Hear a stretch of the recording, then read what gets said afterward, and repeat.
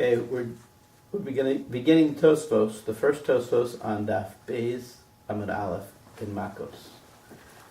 The Mishnah had said that if Adam tried to make someone into a chalal, meaning they testified that a Kohen was really not a Kohen because his father, who was a Kohen, had married a divorced woman. If a Kohen marries a divorced woman, then the kids are chalalim. That means they lose their status as a Kohen. So two witnesses testified that this guy, whose father was a Kohen, was the son of a Kohen and a divorced woman. He's a chalal, and then they became Edom Zomim. Now, even if the Edom are Kohanim, and you would think that they should become chalal now as a reciprocal punishment, the Mishnah says they don't. They get lashes instead. And the Gemara explained that it's based on a pasuk. Okay, so Tosefos says, Tema. Tema means there's a wonder or a strong question. Kevan, since, Di'im Huzmu, since if, as we just said, if they are zamified, Einan Nasin Ben Grusha V'Chalutza, they do not become Chalalim. The Edom do not get the reciprocal punishment in this case. And if that's the case, Im Kain, if so, Gam, so also, not only when they are zamified should the guy they testified about not become a chalal because their testimony was discredited, but gam b'shalo yuzmo, also if they're not zamified, eich ye'asa apia begrusha. How can this kohen, or the one who we thought was a kohen, how can he become a chalal based on their testimony?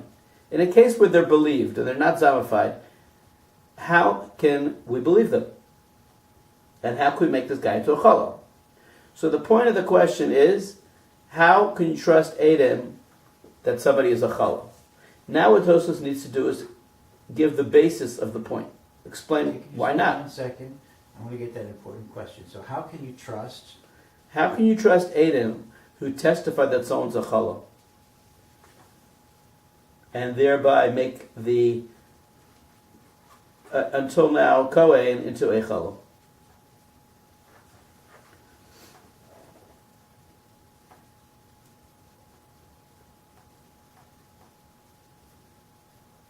So it's basically, how can you trust Edom, even that are not zombified? How can you testify? How can you trust their testimony that someone is a halal if they're not going to get any? Well, we didn't say why yet. That's the question. How can you trust them? Now, the question is the assumption that the question is based on is that we actually do trust the Edom. So Tosefos really should tell us how we know that. All he says is, Dahachi hu ha'emes, that this is the truth. What does it mean, this is the truth? We do trust the Edom. He doesn't tell us how we know that, but some Mefarshim explain that since the Edom Zomimim get Makkos, that shows that their testimony was testimony. If it wouldn't have been considered testimony, they wouldn't have gotten Makkos. If their testimony is testimony, that means theoretically we would believe it. Okay? So the fact that the Edom Zomim do get Makkos shows that we would have accepted their testimony if they were not zamified. Now Tosefos is going to tell us the basis of the question. He says, Ve'amai, why should we trust them? Ha, behold, Havyalah, it is, this testimony that someone is a chalal is Edus testimony, she'iyataya chol azima, that cannot lead to the punishment of kasher zama. Ve'en ze Edus, and there's a rule that Edus that cannot lead to the punishment of kasher zama is not considered testimony. And since, as we said in the very beginning, and the Mishnah said, that Edom Zomim in this case don't get the punishment of becoming a chalal, that means this is Edus, which cannot lead to kasher zamam, and therefore such Edus cannot be believed. So how could we believe the Edom when they're not zamified? Now, the rule that Edus has to be able to lead to kasher zamam means that if the Edom didn't testify where they were or what time or what day it was, then there's no way to prove that they're Edom Zomim, that already makes the edus no good. Or even if all the testimony was fine, but if they become Edom Zomim, they can't get the reciprocal punishment, that also would be a problem in trusting the edus initially. Okay? Clear? So Tosefos now has to explain why we actually do believe them. V'yesh lomar, Tosefos answers, Kevan delokin. Before we read the answer, maybe on the side of your lines, I just think it's worthwhile. Let's try this. Let's mark where there's the point and where's the basis. Okay, so P will be point, B will be basis. So, okay, P would be lines 2 and 3.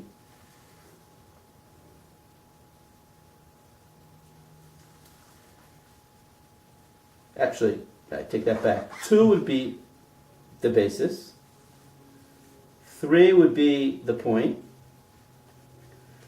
6 and 7 would be the basis. Okay, now let's look at those lines for a minute. You'll see what I mean. 2, 6, and 7 are the basis of the question. What do 2, 6, and 7 say? They say, since if they are zamified, they do not become chalalim, and therefore it's testimony which cannot lead to kasher zamam, which is not good testimony. So then how can we believe them even if they're not zamified? That's the point. Is that clear? No? Should I say it again? Yeah. Okay, line 2. Let's look at 2. 2 is saying, since if they are zamified, they do not become halal. 6. Therefore, that means it is testimony which cannot lead to kasher zama. Right? If they're zamified, they don't get kasher zama, they don't become halal. Obviously, that means it's testimony which cannot lead to kasher zama. 7. Testimony which cannot lead to kasher zama is not testimony. Therefore, line 3. If so, then even when they're not zamified, how could you believe them? Okay? So basically what their question is how can you believe anyone, whether zamified or not, that's testifying about someone becoming a chalal? Right. Because there isn't The possibility of them becoming a chalal.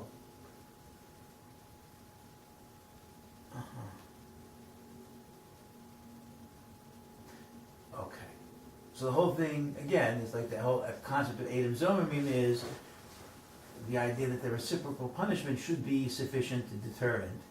But then this is questioning whether or not a non-reciprocal punishment, even if there's a punishment that's not reciprocal, that might not be sufficient to deter them. Right. So this could almost be saying that maybe lashes isn't sufficient to deter them. That is what it's saying. Or at least it's saying it's not sufficient to be considered edus shatay chalazima. Whether we know the reason is deterrence or not, it's just saying it doesn't fit into the rule or the category. So Tosefos answers on 8. V'yesh lomar, Tosefos says, Kevan delokin, since they are getting lashes, if they're zamified, havi kasher zamam, it is kasher zamam. Now Tosefos doesn't mean that it is kasher zamam exactly, because they were trying to make him a chalal, they'd get lashes. But he says it's enough of a kasher zamam to be considered edus shatay chalazim. Now, Vahavi Shapir, and therefore it's good Atayachol Azima, meaning therefore it fits into the category of Atayachol Azima. Now, why is lashes sufficient to be considered Kasher Zam? So we explain that the reason is because even though the first step of the testimony is that they become Chalalim, is that the defendant becomes a Chalal. The first step of the testimony is that the defendant becomes a chalal, but the consequence of that is that if this chalal acts like a kohen, he's going to get lashes. If he would eat truma, if he would do the avodah, he'd get lashes. So their testimony ultimately could lead to lashes for the defendant. Therefore, giving them lashes is a form of kasher zam. It's like a secondary level of kasher zam. Okay? Now, let's put our P's and B's, P's for point, B for basis. So what is he saying? Kevan delokin, since he's saying it is kasher zamam, that's the point. So havi kasher zamam, you could put in parentheses on line 8, that's the point. And kevan delokin is another parentheses would be the basis. Meaning he's saying it really is kasher zamam. Why? Since they're getting lashes. Which is the basis? The basis is kevan delokin on line 8. Oh. And the point is havi kasher zamam on line 8. Oh. If you don't understand that, just I'll explain it again, but tell me if you don't get it. What it's saying is, it is considered kasher zamam. If it is considered kasher zamam, they can be believed. Why is it considered kasher zamam? Because they're getting lashes. Now, he doesn't explain why getting lashes is considered kasher zamam. That I explained by saying that the consequence of becoming a cholo could be lashes. Okay? The kasha. So Tosefos now asks a question. To imkain, if that's true, if what's true, if lashes is considered kasher zamam, mai ka'amar perak hayu bodkin, then what does the Gemara mean in perak hayu bodkin in Sanhedrin? Gabe ede nara hamurasa, in regards to a nara hamurasa, where the Gemara says de'ihi lo mikdala, that she doesn't get killed. Adam testify that a woman who's a nara marasa committed adultery. They claim they didn't warn her, so she can't get killed. Why? Dekeven de'inhu lo mikdali, since they don't get killed. Now why don't they get killed? Mishum she'echolom lomar, because they could say la'asra al bala banu. We came just to make her forbidden on her husband. We never even warned her. We weren't trying to get her killed. Now it happens to be that she is the wife of a chaver, and therefore she doesn't need a warning to get killed. But they can claim they didn't know that. They could say, we were just trying to get her forbidden to her husband. Therefore they can't get killed if they're zombified. Since they can't get killed, the Gemara says, she can't get killed. Why? 14. Because it's edus which cannot lead to kasher zamam. What does that mean? It's edus that it can't lead to kasher zamam. If we kill her, then that would mean that if they're zombified, they'd have to be able to get killed. And they can't get killed. And therefore, the Gemara says, that's edus etayacholazim. What do we care what lying witnesses are claiming? So they've been zombified, and now we're saying, okay, if you claim that, if you're claiming that that you didn't intend to have her killed, just to have her separated from her husband, why do we give that any credence at all? I guess because it's kasher zamam. It's like they plotted to do. We can't prove that they plotted to kill her, because in a normal case, you wouldn't be able to kill her if you didn't warn her. It happens to be she's the wife of a chaver, she doesn't need a warning. But they could easily claim that they didn't know that. If we'd have proof that they knew it would be different. Okay, so far all Tosefos has said is, he told us what the Gemara says in Sanhedrin, and he says, what does the Gemara mean? Now, he didn't really explain what he means by what does the Gemara mean. So he's going to do that now. He says, Umay ka'amar, what does the Gemara mean? V'ha mikomakom lokin. Mikomakom, nevertheless, even though they're not going to get killed, they are getting lashes. And since these Edom get lashes, and we just said that lashes is enough to be considered kasher zamam, so why isn't it enough to be considered kasher zamam in Sanhedrin? Okay, so what is his question? His question is, why is it considered Eidush Etiach Lazima? And the basis of the question is because they are getting lashes. So, V'amikoma Kamlokim on 16 is the basis. That's the B.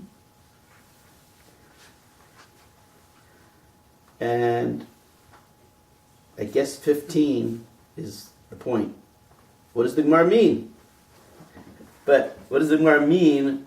You have to add 14 to the point also. Meaning, what does the Gemara mean when it says it's Eidush Yetayachol Azima by a Nar Marasa? They're getting lashes, so why isn't that good enough? You follow the question? But is it reciprocal with her? She's getting lashes too? No, well, again, the Gemara is asking, Because Tosefos is asking, why can't we kill her? And if you're saying it's because it's Eidush Yetayachol Azima, but she should be able to get killed. It should be Eidush Yetayachol Azima, because they're going to get lashes. Since they're going to get lashes, she should be able to get killed. Now, we already jumped ahead, If and therefore you don't lashes understand the is- question, because it's not equal. Lashes is not the same as death. Whereas I explained by the Cholol, lashes, there fits, because the Cholol could get lashes. Right. But Tosefos didn't give that answer yet. He's going to give it. That's going to be his answer.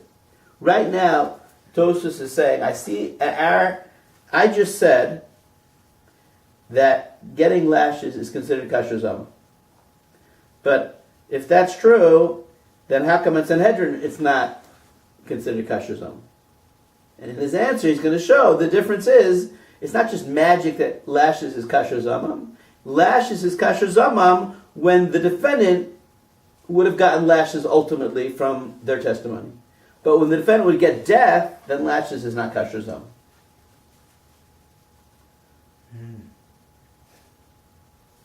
Okay? Right. Okay, so Tosefos now answers his question. Again, question is, why in Sanhedrin do we not consider lashes kasher zamam? And here Tosefos claim that by Chalal it is. So V'yesh Lomar, Tosefos answers. Dahasan, that over there is where we were bringing from, which is Sanhedrin. Kevan Shaboin L'chayva Misa. Since they are coming to obligate her in the death penalty. Now, you have to understand what that means. They're not coming to trying to give her the death penalty. They're claiming they're just trying to make her forbidden to her husband. But if we would actually give them the death penalty, it would be based on their testimony. That's what he means since they're coming to give her the death penalty. Meaning, if we would give her the death penalty based on their testimony, so v'zamu laharagas hanefesh, and they plotted to have her killed. Now, not that they really plotted, but their testimony would have led to her getting killed. Lo mekayim kasher zamam b'malkus. So kasher zamam is not fulfilled by giving makkos. Why not? So what's his point? His point is point is on 17. Tahasam Kavan Shaban L'chayva Misa, and 19 Lo Makayim Kasher Zamam B'malkus. 17 and 19 is the point. Now he has to explain the basis. Why is it not considered kasher zamam? Okay, that's the question. Why not? So he says, because it explicitly says in the Torah, nefesh b'nefesh, a life for a life. Gabe hazama de edus nefashis, by the punishment for edim zomim who try to kill somebody. The Torah says straight out, the punishment is a life for a life. That's going to be the basis, by the way. B. V'lo chashav yachol azima b'malkus. On 21, and it's not considered edus that can lead to kasher zamam by getting makkos, because makkos is not death. Aval hacha, but over here, shelo kiven el l'shavya ben grusha ben chalutza, where they only were intending to make the guy into a chalal, deleka ki im lav ba'ama, where there's only a losase, meaning if the guy does avoda as a Kohen, or eats truma, there's only a losa saying he'll only get lashes. So Kav and Shalaku, once they get lashes, Chashav Shaper is considered Eidush Yetayachol Azima. That's considered reciprocal. Now, so what's the basis? Okay, 22 would be also part of the basis, and 23.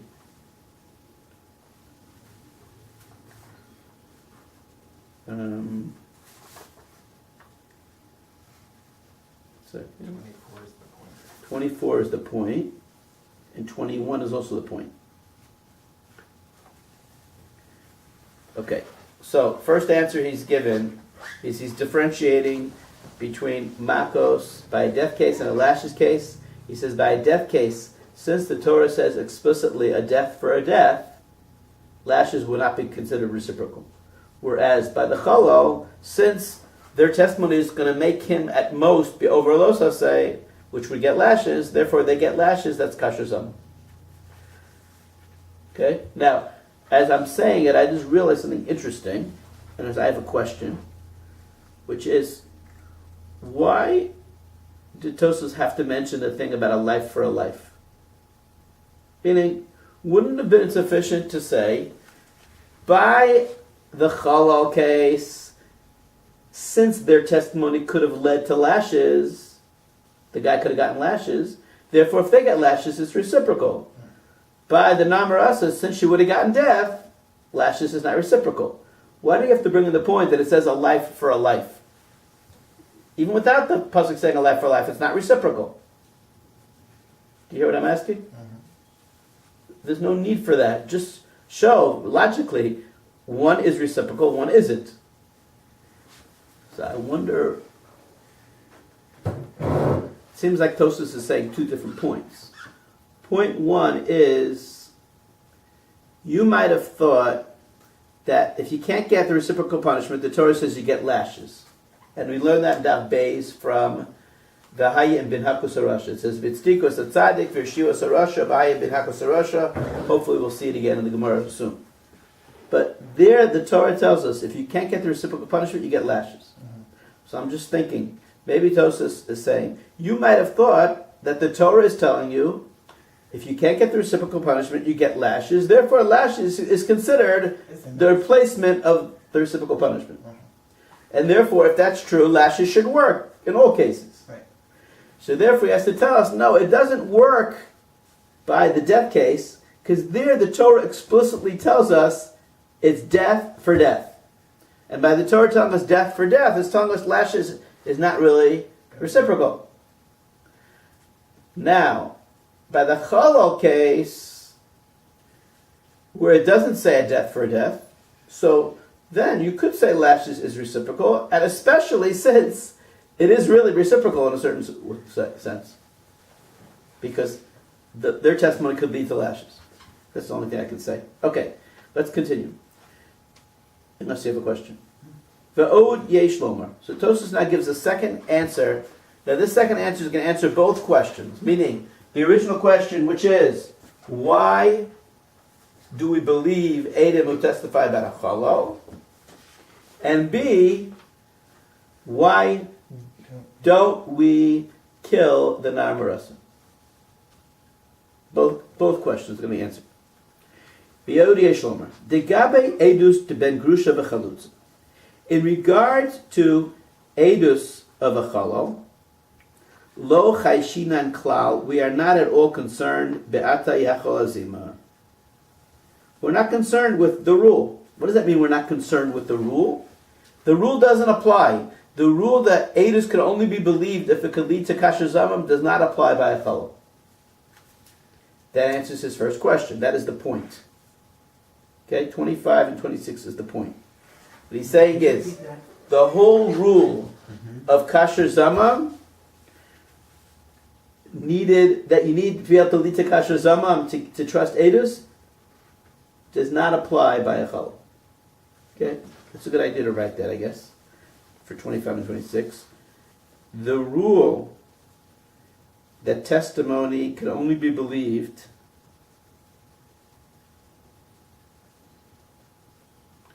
if it can lead to kasher zamam doesn't apply to a Chalal. Therefore, the testimony can be believed, even though the Eidim won't become Chalalim if they're zommified.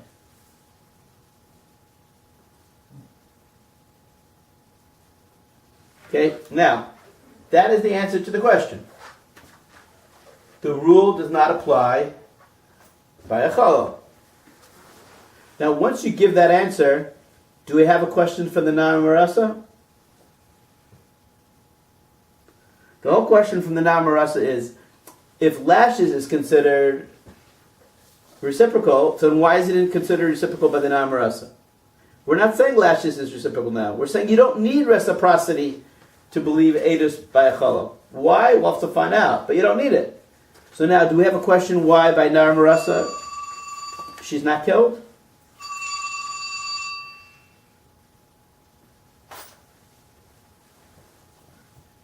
Do we have an answer? I think so. What's the question?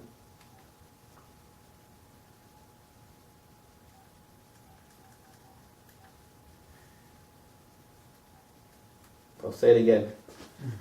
We said originally that in order to trust edus, it's got to be edus that could lead to kasher zamam.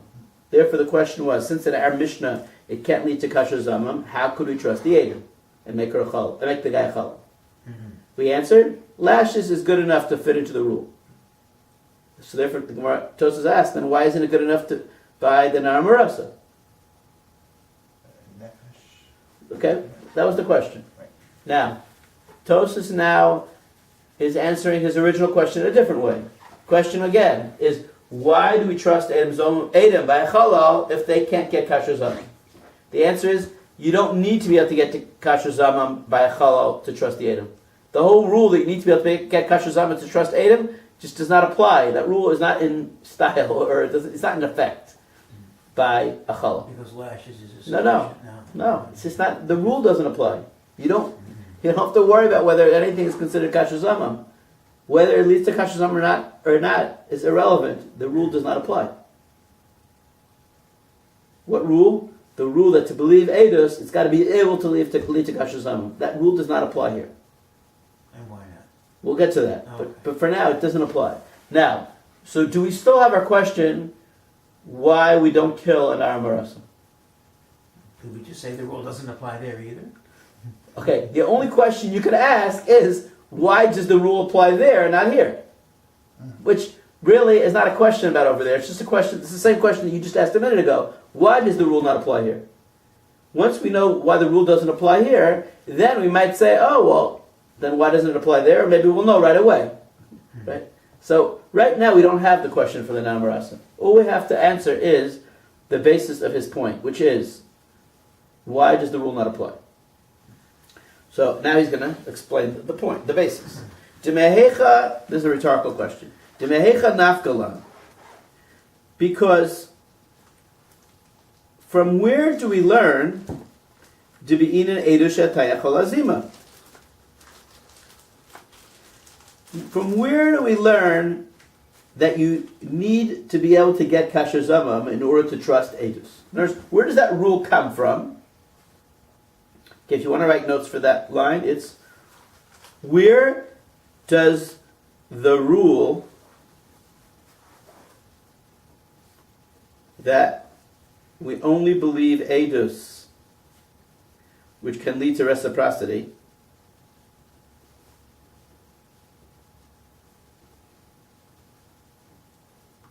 okay, that's in quotes, that we only believe edus which can